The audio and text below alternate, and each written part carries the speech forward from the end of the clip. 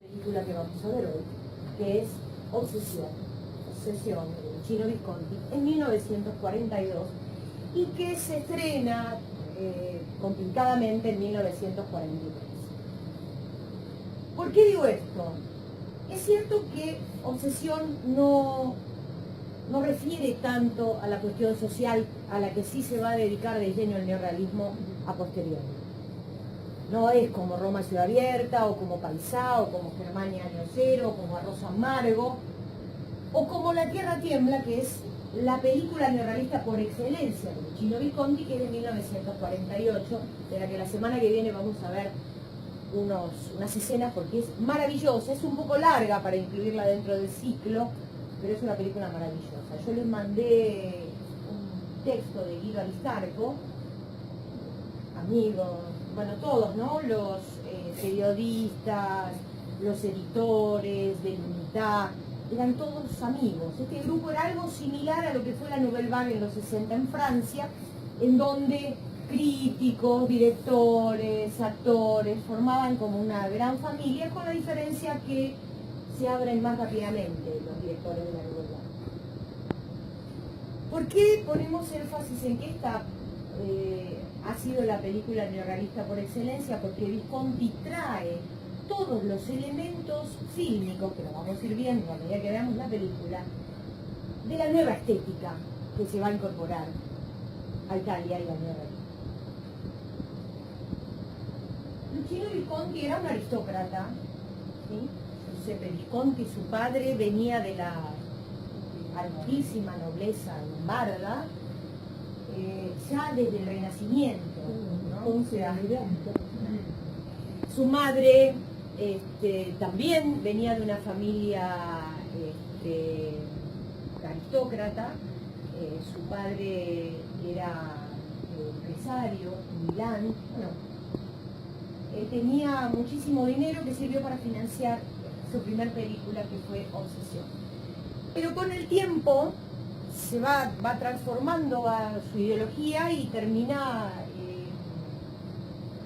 afiliándose al Partido Comunista y luchando junto a los partisanos, cosa que a veces se dicen y se les dicen y se les mienten, pero verdaderamente llegó a participar y a estar armado en Chino Visconti, cosa dicha por Giuseppe De Santis y algunos de sus colegas, para desmitificar este sí o no de su pertenencia al PCI. Era un gran admirador de Jean Renoir y se va a Francia, a París, a buscar ahí un poco su destino. Le interesaba allá el cine y logra, con sus contactos, sobre todo con Coco Chanel, la dama de la moda, que era, bueno, muy amiga de todos. En realidad era muy amiga de todos. Eran un gran grupo: Guido Aristarco, Mario Alicata, todos los dirigentes del Unitá, editores, periodistas del diario comunista, bueno, Bresson, Coco Chanel también era amiga de Bresson, bueno, y ella le hace el contacto con Jean Renoir y trabaja con Jean Renoir en Los Bajos Fondos en 1936, un día de campaña en 1939, y trabaja en Tosca, que por la guerra Jean Renoir no puede terminar. Cabe destacar que Luchino Visconti era además director de ópera, estudiaba música, era director de teatro y actor. El trabajo que él hace con Renoir es el que de alguna manera trae todo ese bagaje a su primera película, que es Obsesión. Los antecedentes del neorrealismo, además de Jean Renoir, claramente, son la novela americana y británica, ¿no? Podemos acá, en Obsesión, hay una transposición bastante libre de El cartero llama dos veces, de James Cain, pero bueno, Hemingway, muchos, como ocurre también con la Nouvelle Vague, que son grupos que traen a otros directores, literatos, hombres de teatro, dramaturgos. los reavivan, quizás algunos muy olvidados, y es un gran combo cuando se producen esos movimientos, porque claro, no tiene un solo antecedente. El neorrealismo en Italia también surge como un deseo de hablar de otra cosa muy distinta a la que el fascismo estaba hablando hasta ese momento. Muchos incluso trabajaron con Vittorio Mussolini,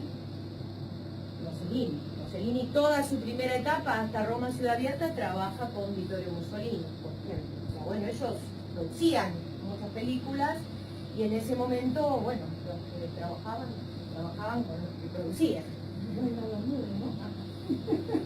Que después muchas veces se los critica, bueno, qué digo, ahora son todos muy socialistas, pero trabajaron con Mussolini, se dice siempre en general, ¿no? Bueno, a Rossellini, en la etapa Ingrid Bergman, se lo critica por haber abandonado la causa, más o menos, porque eran películas diferentes las que hizo con Ingrid Bergman, ¿no? Más de personaje, ¿no? Más de seguir un personaje, pero siempre enmarcadas en algún lugar de Italia, en donde sí se habla el idioma original, ¿no? En Sicilia se habla siciliano, o sea, eso era muy importante para los neorrealistas, traer la verdad sin ornamentos. Algunos lo llamaban cine verista.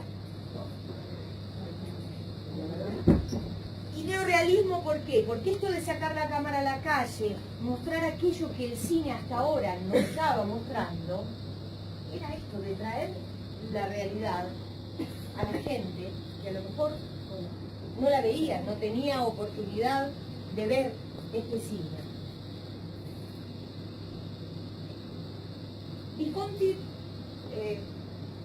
plantea, digamos, que el cine noir, ¿no? El film noir francés y el cine de Jean Renoir, que era uno de los más... Jean Renoir es el hijo de Auguste Renoir, el pintor impresionista, y él decía que son los antecedentes más importantes del neorrealismo porque le dan esos elementos cinematográficos que va a tomar el neorrealismo, por ejemplo, el traveling, la cámara en picado y en contrapicado, y estas cosas que ahora vamos a ir viendo, pero que pasaban a tener un sentido, ético. André Bazin, que es el crítico más importante de la década del 50 en Francia, que crea los famosos Cahiers du Cinéma, en su libro ¿Qué es el cine?, que es un libro muy importante, básico para entender, digamos, todo el cine desde los 50. Él muere en el 59, lamentablemente, porque además era un gran escritor, pero digamos es muy importante para entender el realismo cinematográfico, leer a Bazin. Bueno, Bazin decía que el neorrealismo era una ética de la estética, porque no podían estar separadas. Lo que pensaba el cineasta, la mayoría eran gente de izquierda, de la época, pero que lo que decía Bazin, había como un ala idealista, la de Rossellini, por ejemplo, y un ala más marxista, la de Visconti o la de Giuseppe Lessani. Hitler, y acá el que hacía Mussolini, el que no estaba en la fila de ellos no podía hacer cine ni otras cosas. Entonces era necesario que algún modo de producción alternativo surgiera para que otra gente pudiera hacer cine. Algunos se autoproducían, como el caso de Visconti, pero en general las producciones eran más pequeñas, menos ambiciosas.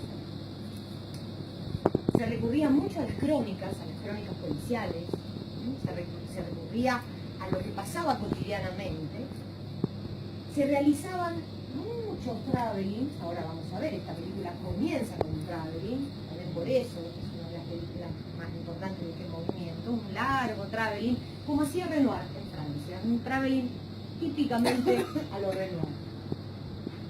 Se trabajaba con actores, no actores, llaman algunos, no profesionales, llaman otros, naturales, lo llaman los colombianos, actores naturales. Es decir, gente tomada por su physique du rôle, que le gustaba al director, tomada del pueblo, de la gente, de los barrios, y que hacían, digamos, su papel. O sea, como el caso de La Tierra Tiembla, la película de 1948 de Visconti, que trabaja entre los pescadores, todos son pescadores, esa es su profesión a la que se dedican y es lo que hacen en la película. Después, si no, sí, existe, hay una puesta en escena que es la que va a pensar el director, pero va a tener más que ver con esa realidad despojada que le interesa al neorrealismo, en este caso estamos hablando de Jean Renoir y una época del cine francés, porque Jean Renoir ha hecho como 50 películas y ha hablado de todas las clases sociales, digamos que fue también cambiando mucho durante esa filmografía. Además, como está la cosa ahí, sin modificarla. Como está ahí, sin modificarla, que nada que perturbe. Bien real. Visconti, por ejemplo, yo siempre cuento una anécdota, pero ahora la voy a cambiar, no voy a decirla en cajón para los que ya la escucharon.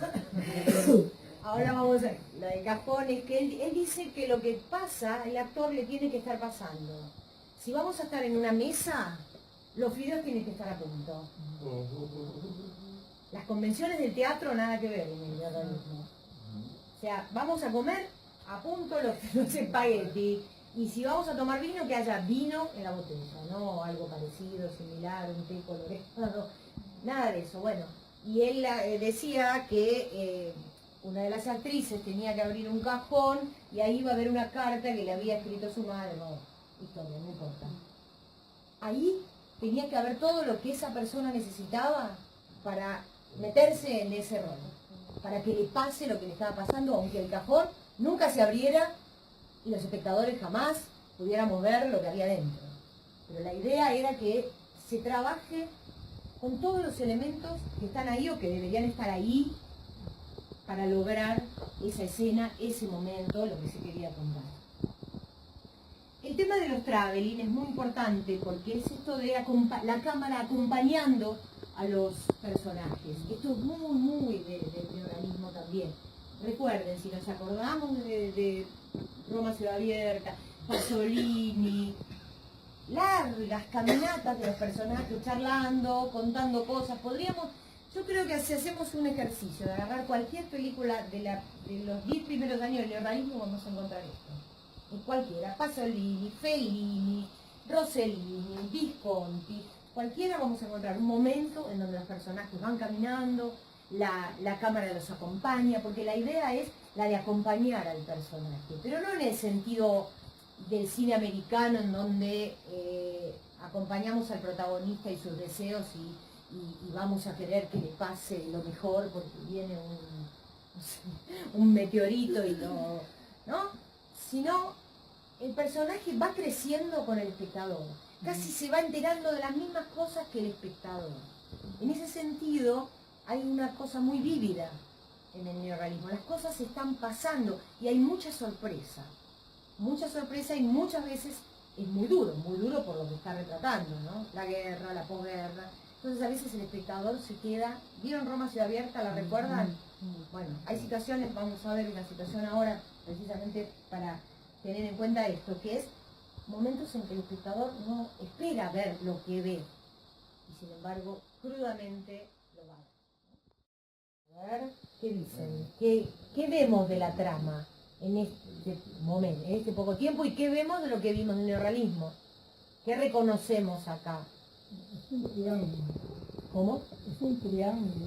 Es un triángulo, será un triángulo, sí. Ese largo traveling de entrada. Ese largo traveling de entrada que es fundamental. Un camión de trabajo. Trabajadores, alguien que no tiene trabajo, nuevamente el tema de la desocupación en el caso de él. Sí, bueno. Y de ella también, porque ella está con su marido porque tiene Sí. hambre y porque tenía que esperar que alguien le pague la comida, así que también era de una pobreza extrema, ¿no? Una miseria. Tremenda. ¿Qué le ven a esta mujer, a esta actriz, de parecido o no? ¿O cómo piensan que hubiese sido esto interpretado por Ana Magnani, que era la que iba a hacerlo al principio y ya estaba en el rodaje? Mejor para mí. Bueno, Ana Magnani, claro, hubiese sido mucho más apasionada, mucho más... Pero Visconti decía que él siempre trataba de los problemas sacar la mejor solución posible y enamorarse de la situación que le tocaba, aunque no sea la que él esperaba, como que Ana Magnani representara este papel. Entonces, Ella no deja de ser, realmente no, Ana Mañani hubiera pintado mejor esa pobreza, ella no deja de ser fina, con esas papelinas. es no, muy fina. Y hay al principio del libro, hay una foto de ella en alguna de sus películas haciendo así muy de diva, y vemos que es como un rostro completamente distinto. Entonces había que presentar una mujer trabajadora, con esta angustia de vivir con este hombre y demás. Pero pero a la vez con ciertas intenciones que las debíamos notar en la actuación de ella, y que acá ya la notamos ¿dónde? En lo de la plata, que algunos dicen que es un poco, podría haberle quitado un poco para ser más sutil, pero es claro, ¿no? Es claro el planteo que ella está armando la situación. Saca la plata y pone cara, además, o sea, hay dos primeros planos. Uno de su mano tomando el dinero, casi un plano detalle, y otro de su rostro con una carita sonrisa, de como que está lucubrando algo. que está lucubrando algo, que lo va a hacer él después cuando saque, no sé qué saca. Que eso la vemos nosotros a ella, pero no la ven ni el marido ni el otro. Exactamente. Esto es la información, muy bien esa manera de mirarlo. Es la información que tenemos nosotros los espectadores. Claro. Por eso Guido Aristarco decía razones por las que la elige Visconti, además que le cae muy bien, dice que tiene una piel muy tersa, que le gustaba eso de yo no fui, pero a la vez mala. Bueno, a él le cayó bien todo esto cuando la citaron para el papel. Ella, extrañamente, que era una diva, acepta trabajar con un novato, porque esta es la primera película de Visconti claramente. Igual que Ana Magnani, pero Ana Magnani ya era del grupo, digamos. Además de ser amante de Rossellini y de haber trabajado con Rossellini en toda la primera etapa, digamos, todo esto era, como dijimos al comienzo, todo esto era un grupo de gente que se conocían. Era más lógico que Ana Magnani aceptara el papel que Clara Calamán. Pero Visconti dijo: lo último que me terminó de decidir es que los fascistas iban a ver con buenos ojos esta participación de la actriz, que había sido actriz de sus películas. Muy negociador. Exacto, muy negociador. Le vino bien porque la verdad que en la película está muy bien ella. Él dice que supo capitalizar lo que